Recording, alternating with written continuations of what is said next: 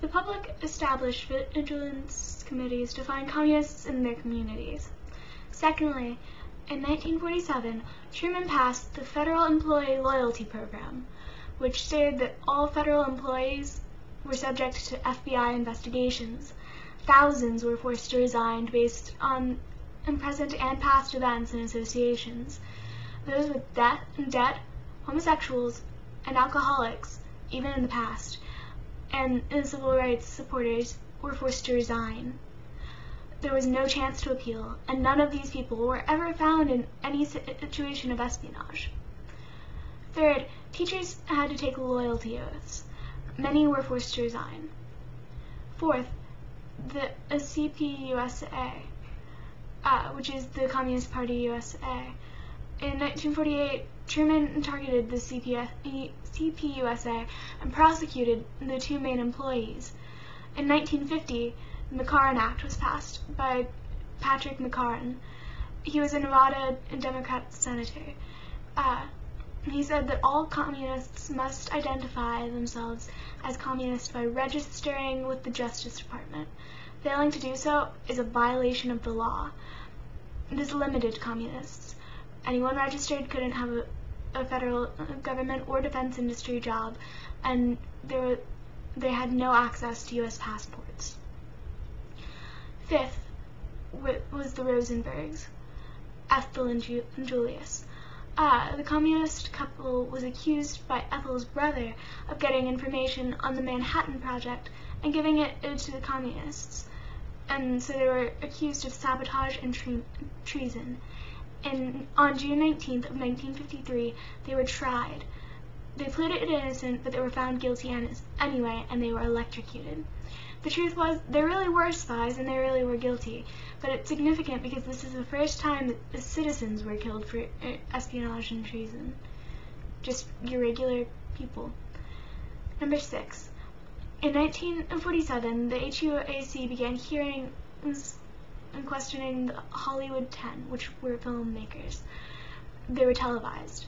It wasn't a court of law, but lying was perjury anyway because those who were questioned had to take an oath. They were concerned more with getting more names, and not really about hearing confessions. Those who wouldn't name names were imprisoned. People boycotted Hollywood and blacklisted actors and filmmakers. The SAG, which is the Screen Actors Guild, which is the union for actors, blacklisted actors associated with communism. From 1947 to 1950, Reagan was the president of SAG. He assisted in giving names to the FBI.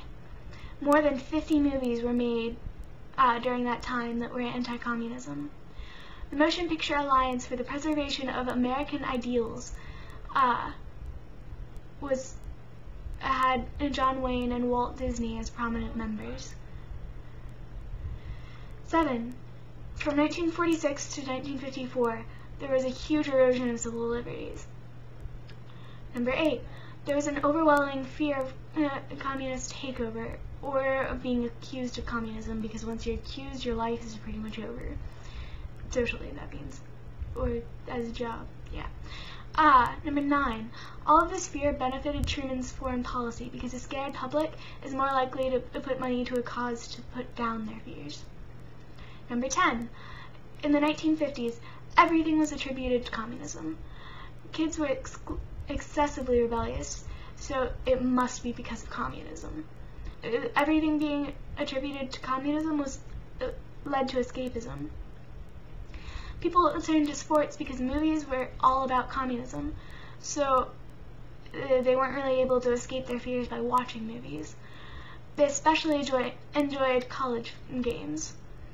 However, there were point-shaving scandals, which is where the games are fixed. In 1951, 90 cadets were caught cheating at West Point, and half of those people were football players. So that led to the question of, these people will be our future military, and they're cheating? What the heck? And also, because half of them were football players, that meant that the thing that they were turning to as their escape was corrupt. That's quite worrisome. The cheating was assumed to be because of communism. In reality, when you increase the stakes of something, you also increase the chance of cheating. And so since the public was so interested in sports, the stakes were higher than they normally would be, so the risk of cheating is also higher. Number 11. In 1946, Joseph McCarthy was elected Wisconsin's senator. Colleagues described him as unpleasant, obscure, and incompetent. Lovely description, huh? On February 9th of 1950, which is Lincoln's birthday, the date, not the year, obviously, in Wheeling, West Virginia, McCarthy gave a speech.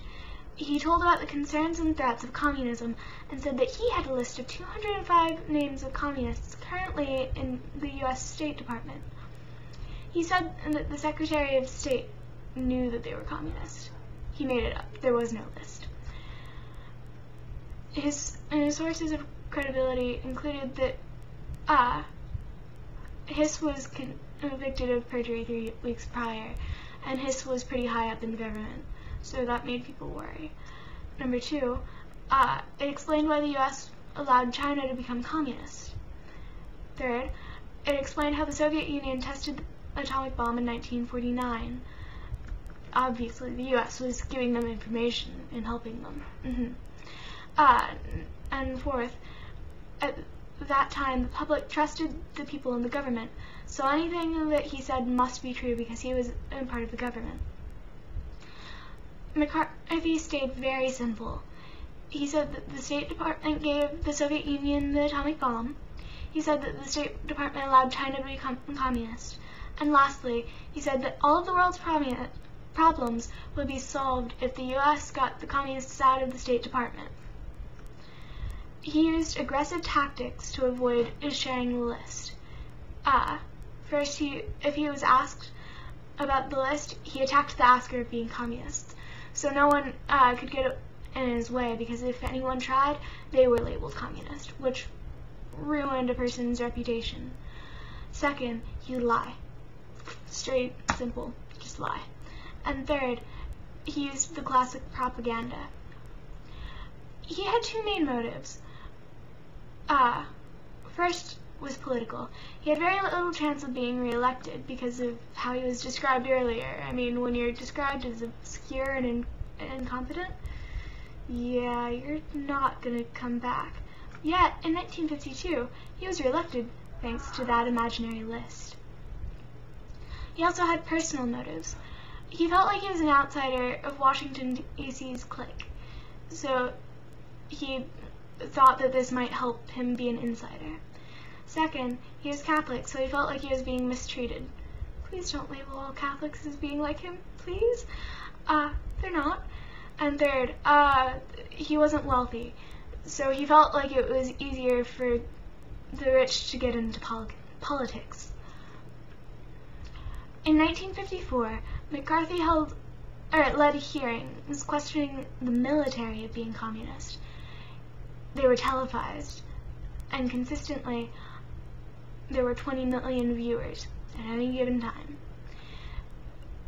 For the first time, the U.S. got to see, not just read or hear, about McCarthy. They saw that he was mean and gruff and cruel. They saw his alcoholism. It showed in his appearance. And last, they saw that he was ugly, tired, unshaven, and demonic. This led to his downfall. Major media refused to continue covering him. Insulting the military is a bad idea. You don't do that. In December of 1954, the same year, the Senate voted to condemn him, not kick him out, from the Senate for unsenatorial behavior. In 1957, he died, 3 years later. The Red Scare ended with the downfall of McCarthy.